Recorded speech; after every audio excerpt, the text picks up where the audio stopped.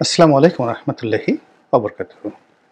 সম্মানিত দর্শক, বাংলাদেশে সম্ভবত একটি অভাবনীয় এবং একটি নজিরবিহীন ঘটনা ঘটতে যাচ্ছে। অবৈধ যারা বসবাসকারী বিদেশি নাগরিক বাংলাদেশে আছেন, এদের একটা বিরাট অংশ বাংলাদেশে ভারতীয় নাগরিক। একসময় ডক্টর আসিফ নজরুল বলেছিলেন যে প্রায় 22 লাখ ভারতীয় বাংলাদেশে কাজ করে অবৈধভাবে। সেটিকে টেনে টুনে আপনি যতই নিচে নামান না কেন নামান না কেন, এটা ৬-৭ লাখ ৮ লাখের নিচে হবে না। এই মুহূর্তে বাংলাদেশে কাজ করছে ভারতীয়। তাদের একটা বিরাট অংশ অবৈধ। তারা এই বাংলাদেশে যে টাকা উপার্জন করে, এই টাকা আবার বৈধ পথে না পাঠিয়ে তারা অবৈধ পথে পাঠায়। এবং ভারতের যে সরকারি হিসাব রয়েছে, সেই হিসাবে সারা দুনিয়া থেকে তারা যে রেমিটেন্স পায়, সেটা দ্বিতীয় অথবা তৃতীয় বৃহত্তম রেমিটেন্সের যে উৎস, এটি কিন্তু বাংলাদেশ। তো সেই বাংলাদেশ থেকে যে রেমিটেন্সগুলো যাচ্ছে কয়েকভাবে। প্রথমত এখানে বৈধভাবে বড় বড় পদে ভারতীয় কোম্পানি এবং মাল্টিন্যাশনাল কোম্পানি, এমনকি বাংলাদেশি কোম্পানি, সেখানে বড় বড় পদে ভারতীয় নাগরিকরা বৈধভাবে কাজ করছে। আপনি চিন্তা করুন, লিভার ব্রাদার্সের মতো কোম্পানি, গ্রামীণ ফোনের মতো কোম্পানি, এ সকল কোম্পানিতে যে প্রধান নির্বাহী কর্মকর্তা কত টাকা বেতন পায়, আনবিলিভেবল, কল্পনাই করতে পারবেন না। এখানে যে সকল আমেরিকান কোম্পানি রয়েছে, তাদের বেশিরভাগ সিইও ভারতীয়। বড় বড় গার্মেন্টসের বাইং হাউসগুলো রয়েছে, এই বাইং হাউসগুলোর সিইও, তাদের টেকনিক্যাল হেড, তাদের হেড অফ মার্চেন্ডাইজার, এরা সব ভারতীয়। বাংলাদেশের যে সকল বড় বড় কোম্পানিগুলো রয়েছে, বাংলাদেশি কোম্পানি, তাদের কোম্পানিতে শত শত ভারতীয় টেকনিক্যাল, নন টেকনিক্যাল এবং মার্কেটিং এক্সপার্ট কাজ করছে। এই লোকগুলো যে বেতন পান, যেগুলো দেখা গেল একজন সচিব সারা জীবন বসে সে যে বেতন পায়, এরা এক মাসেই প্রায় সমপরিমাণ টাকা বাংলাদেশ থেকে তারা নিয়ে যাচ্ছে। এর বাইরে আরেকটি গ্রুপ আছেন যারা নিয়ত আসা যাওয়া করেন, ট্রেডিং করেন। কলকাতার, চেন্নাইয়ের, এরা হাসপাতাল, তারপরে শেষে কটন, মানে বাংলাদেশের সঙ্গে যে সকল ব্যবসা আছে, আদা, রসুন, পেঁয়াজের ট্রেডিং কোম্পানি থেকে শুরু করে আরও অনেক ক্ষেত্রে প্রতিনিয়ত এই ভারত থেকে হাজার হাজার লোক বাংলাদেশে আসেন। এমনকি ডাক্তার, নার্স, তারা এসে ৬-৭ মাস ঘোরাফেরা করেন, কাজ করেন, ট্রেডিং করেন, সেলিং করেন এবং অনেক ক্ষেত্রে এখানে বসে ক্যাশ লেনদেন করেন। যেমন দেখা গেল একটা পেঁয়াজের ট্রেডার এসছে খাতুনগঞ্জে, তো তিনি এখানে বসে অর্ডার নিলেন। অর্ডার নেওয়ার পরে এলসি করলেন, যেমন দেখা গেল $1,00,000 এলসি করলেন এবং বসে থেকে তিনি সেখানে শিপমেন্ট করে দিলেন। আর বাকি $2,00,000 তিনি হুন্ডির জন্য বলেন যে ক্যাশ, গিভ মি ক্যাশ, এবং তিনি নিজের হাতে সেটা ক্যাশ নিলেন। ক্যাশ নিয়ে এটা আবার তার নিজ দায়িত্বে এখান থেকে তিনি হুন্ডি করে পাঠিয়ে দিলেন। এরকম যে ট্রেড হচ্ছে বাংলাদেশে, গরুর দালাল যারা আছে, গরু চোর আকারে বেড়ে যারা আছে, ভারতীয় যারা গরুর চোর, তো তারা এই বাংলাদেশে বসে টোকেন দেয়, ডিল করে, হাজার হাজার গরুর ডিল করে এবং এখান থেকে এই টাকাটা আবার তারা নিজ দায়িত্বে এখান থেকে বাট্টার মাধ্যমে, এটা যে সবসময় হুন্ডি করে না, অনেক সময় বিনিময় বাট্টা হয়, বাট্টার মাধ্যমে তারা এই কাজগুলো করে। দ্বিতীয়ত তাদের যে চোরাচালান, একেবারে যেটা স্বর্ণ চোরাচালান, এই আওয়ামী লীগ জমানাতে ঢাকা এয়ারপোর্টকে, শাহজালাল এয়ারপোর্ট, তারপরে সিলেট এয়ারপোর্ট এবং চট্টগ্রাম এয়ারপোর্টকে তারা সোনা চোরাচালানির একটা গোল্ডেন ট্রায়াঙ্গেল হিসেবে এই 3টি এয়ারপোর্টকে তারা ব্যবহার করেছে এবং বিলিয়ন বিলিয়ন ডলারের সোনা তারা এই বন্দর দিয়ে চোরাকারবারি করেছে। তো এই সকল কর্মের বাইরে সাধারণ ভারতীয় যারা নাগরিক, শ্রমিক রয়েছেন, তারাও এখানে এসে কাজ করেন, অবৈধভাবে কাজ করেন। তাদের টেকনিক্যাল নো হাউ আছে, আমাদের শ্রমবাজারে তাদের অনেক গুরুত্ব রয়েছে। কিন্তু তারা বৈধভাবে এখানে আসেন না, কাজ করেন। এদের সংখ্যা যদি ৭ লাখ ধরেন, এই ৭ লাখ লোকের সাথে আমাদের যে অর্থনীতি, রাজনীতি, তারপরে ট্রেড অ্যান্ড কমার্স থেকে শুরু করে অনেক কিছু জড়িত।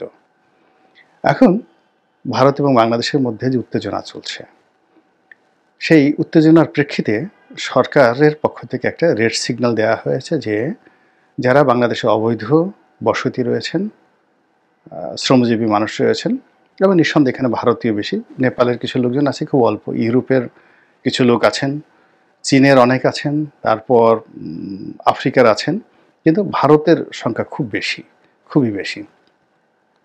তো তাদেরকে তালিকা করে বাংলাদেশ থেকে বের করে দেওয়া হবে, এবং এই কাজটি সরকারের জন্য ওয়ান্টুর বিষয়। এটি সরকার যদি করে, বিশ্বাস করেন ভারতের যে অহমিকাবোধ এটি তছনছ হয়ে যাবে, ভারতের অর্থনীতি তছনছ হয়ে যাবে, এবং জাতি হিসেবে আমাদের যে দীর্ঘদিন আমরা ভারত দ্বারা যেভাবে লাঞ্ছিত অপমানিত হয়েছিলাম, সেটার উপর আমাদের যে আভিজাত্য এটি প্রতিষ্ঠিত হবে। সেই 1971 সন বা তারও আগে বহু বাঙালি ভারত গিয়েছে, এটা অস্বীকার করার উপায় নেই, সেখানে আছে, তারা ভারতীয় নাগরিক হয়ে গেছে। এর বাইরে আবার বাংলাদেশে যে সকল হিন্দু রয়েছেন যারা একটু অবস্থাপন্ন লোক, তাদের একটা বিরাট অংশ এক পা বাংলাদেশে আর এক পা ভারতে। কলকাতাতে তাদের একটা বাড়ি থাকতে হবে, মেয়ে বিয়ে করাতে হবে কলকাতাতে, ছেলে বিয়ে করাতে হবে কলকাতাতে। ধীরে ধীরে এভাবে আমি আমার এলাকাতে ফরিদপুরে কিংবা পটুয়াখালীতে বহু হিন্দু পরিবারকে দেখেছি যারা বাংলাদেশে খুবই ভালো অবস্থায় ছিলেন এবং এখনও আছে, কিন্তু কেন যেন তাদের একটা কলকাতা প্রীতি রয়েছে, ভারত প্রীতি রয়েছে, এবং তাদের উপার্জিত অর্থ তারা ভারতে পাচার করবেই।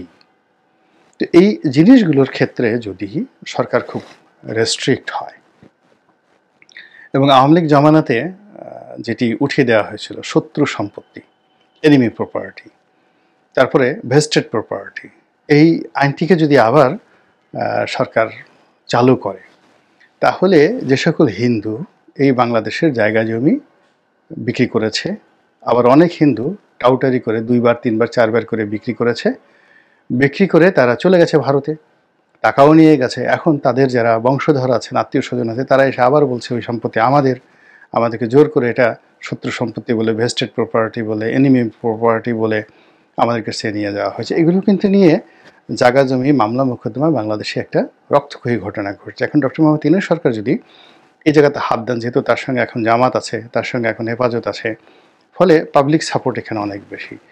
সেক্ষেত্রে এই যে এখন হিন্দুরা যে আন্দোলন করছে বা সংখ্যালঘু নির্যাতনে যে সকল কথাবার্তা বলছে, যখন তাদের হাতে ঘা লাগবে এবং তাদের অপরাধের ফাইলগুলো যখন শ্বেতপত্র আকারে প্রকাশিত হবে, তখন ভারত আর বড় কথা বলতে পারবে না। তো যেটা বলছিলাম সেটা হলো যে ভারত সবসময় বাংলাদেশি লোকদেরকে হেয় প্রতিপন্ন করে নানা রকম আজে বাজে কথা বলে। প্রথমত যারা ভারতে আছেন তাদেরকে বলা হয় যে বাঙাল এসেছে, ওদেরকে লাথি দিয়ে বের করে দেওয়া হবে, ওরা আমাদের দেশের সব কিছু লুটেপুটে খাচ্ছে। কেউ কেউ বলার চেষ্টা করছে যে ওরা একটা জাত হলো নাকি, আমরা ওদেরকে স্বাধীনতা এনে দিয়েছি পাকিস্তানের কাছ থেকে, ওরা তো সারা জীবন পাকিস্তানে লাথি খেত, পাকিস্তানের সঙ্গে ওরা কি কিছু পারত যদি ভারত না হতো? এখন ওরা কি করে বড় বড় কথাবার্তা বলে?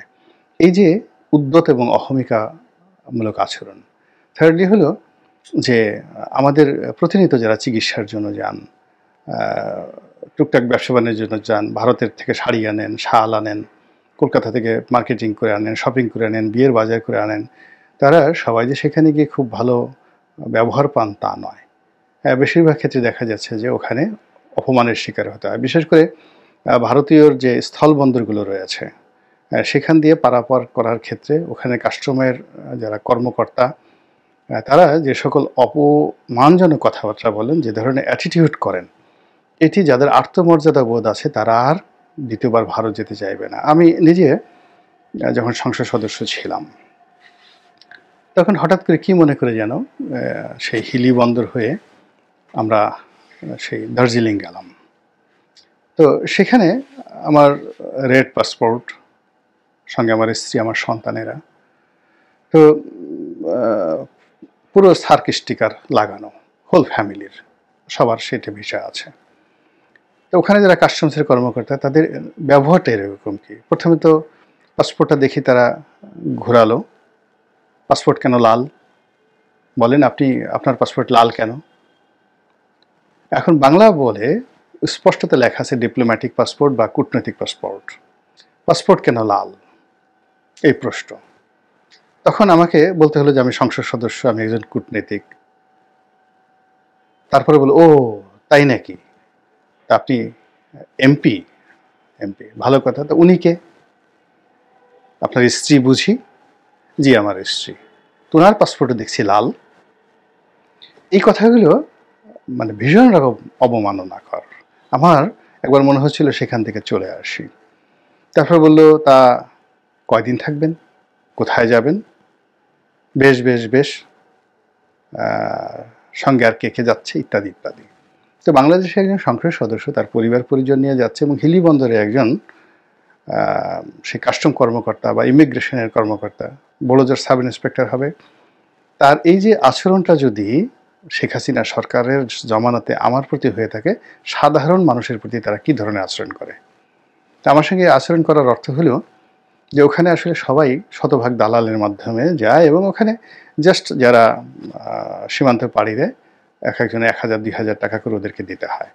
যেহেতু আমি সেটা দেইনি, তো বিনিময়ে আমাকে কিন্তু সেই অপমান সেখানে সহ্য করতে হয়েছে তাদের দ্বারা, কিছু করার ছিল না। তো গেলাম দার্জিলিংয়ে, সেখানেও একই অবস্থা। কোনো সম্মানজনক মানে বাংলাদেশি নাগরিকদের জন্য কোনো সম্মানজনক স্থান আমি দিল্লিতে দেখিনি, কলকাতাতে দেখিনি, কলকাতা এয়ারপোর্টে দেখিনি, কোথাও দেখিনি শেখ হাসিনা জামানাতে। ফলে আমি একবার ওই আমার স্ত্রী পুত্র সন্তানদেরকে নিয়ে গিয়েছি, তার চেয়ে বরং আমি যখন এমপি ছিলাম না, অ্যাজ এ ভিজিটার ভিসায় তখন গেছি, প্লেনে করে গিয়েছি, তখন আমরা টের পাইনি। কিন্তু যেই মুহূর্তে আমি এমপি হওয়ার পর সেখানে গেলাম এবং এই আচরণ পেলাম, এরপর থেকে আমি আর কখনো ভারতে যাইনি। তো এই হলো ভারতের যাকে বলা হয় মন মানসিকতা। এখানে কূটনীতিবিদ যারা আছেন, অনেক রাষ্ট্রদূতের সঙ্গে আমার ভালো সম্পর্ক ছিল, আমরা অনেক পারিবারিক আড্ডায় বসেছি, তাদের সঙ্গে আলাপ আলোচনা হয়েছে, তাদেরকে আমি বোঝানোর চেষ্টা করেছি, আমরা অনেকেই বোঝানোর চেষ্টা করেছি, দেখো শেখ হাসিনাকে তোমরা যেভাবে সহযোগিতা করছো, যেভাবে সাহায্য করছো, এটির পরিণাম কিন্তু তোমাদের জন্য ভালো ফলাফল আনবে না। তো তারা অনেকটা চাণক্য নীতিতে আমাদের দিকে তাকাতেন, ও তাই বুঝি, what you are like to say, বা উই নো উই আন্ডারস্ট্যান্ড, এই ধরনের কথাবার্তা বলে তারা সবসময় ইগনোর করার চেষ্টা করেছে। তো এই যে তাদের একটা মন মানসিকতা, বা যারা আমেরিকাতে আছেন দেখবেন যে আমেরিকার যারা ভালো পদ পদবিতে আছেন ভীষণ রকম কিন্তু অহংকারী, কিংবা ইংল্যান্ডে যারা আছেন দেখবেন তাদের ভিতরে যে একটা অহম্বোধ আছে, আপনি ইচ্ছা করলে তাদের সাথে ফ্রেন্ডশিপ করতে পারবেন না, বন্ধুত্ব করতে পারবেন না। আমি সিনেটর অফিসে কাজ করেছি, বাইরে থেকে মনে হয় যে তারা অনেক উদার জাতি, কিন্তু ওখানকার যারা বড় বড় পোর্টফোলিওতে আছেন তাদের অহমিকাবোধ বাংলাদেশের যারা বড় বড় পোর্টফোলিওতে আছেন তাদের চেয়ে অনেক অনেক বেশি। তো ভারতের মধ্যেও ঠিক সেই জিনিসটি আছে এবং তা দিয়ে তারা প্রতি মুহূর্তে বাংলাদেশে যারা লোকজন আছে তাদেরকে অপমান করার চেষ্টা করেন। একবার সাইফুর রহমান সাহেব বাংলাদেশে এসে একেবারে বলেছিলেন, কাঁদো কাঁদো হয়ে বলেছিলেন যে আমার আর যেতে ইচ্ছা করে না। IMF-এর অফিসে গিয়ে, বিশ্বব্যাংকের অফিসে গিয়ে এই ঋণ চাইতে গিয়ে বাংলাদেশের জন্য যে পরিমাণ অপমান হতে হয়, যে ধরনের কথাবার্তা শুনতে হয়, আমার আর ভালো লাগে না। আপনাদের মনে আছে কিনা? তো এই হলো পশ্চিমাদের সংস্কৃতি। তো এই যে ভারত আমাদের সাথে যে বিভিন্ন সময়টিতে আচরণগুলো করে আসছে, তার প্রেক্ষিতে এই যে ইউনূস সরকার যে সিদ্ধান্ত নিতে যাচ্ছে বা বাস্তবায়ন করতে যাচ্ছে অবৈধ ভারতীয়দেরকে দেশ থেকে তাড়ানোর জন্য, আমি ব্যক্তিগতভাবে এটাকে সাধুবাদ জানাই এবং আমি মনে করি যে কাজটি করা উচিত, সর্বশক্তি দিয়ে করা উচিত। এবং এই উদ্যত দিল্লিবাসীদেরকে একটি মেসেজ দেওয়া উচিত যে বাংলা এমন একটা জান্নাতি ভূমি, যারা 2000 বছরের চেয়ে অধিক সময় কন্টিনিউয়াসলি সেই কি বলবো, যখন আলেকজান্ডার আক্রমণ করে সেই সময় থেকে শুরু করে একদম নবাব সিরাজউদ্দৌলার শাসন আমল পর্যন্ত টানা 2000 বছর সারা পৃথিবীর মধ্যে সবচেয়ে ধনাঢ্য এলাকা ছিল। সব দিক থেকে। তো সেই অঞ্চলের বাসিন্দা হিসেবে, সেই অঞ্চলের শাসক হিসেবে, সেই অঞ্চলের রাষ্ট্রীয় কর্তা হিসেবে যদি ডক্টর মোহাম্মদ ইউনূস নিজেকে প্রতিষ্ঠিত করতে পারেন এবং ওভাবে একটা সিদ্ধান্ত নিতে পারেন, এটি মাইলস্টোন হয়ে থাকবে। আল্লাহ আমাদের সবাইকে হেদায়েত দান করুন এবং হেফাজত করুন। আসসালামু আলাইকুম ওয়া রাহমাতুল্লাহি ওয়া বারাকাতুহু।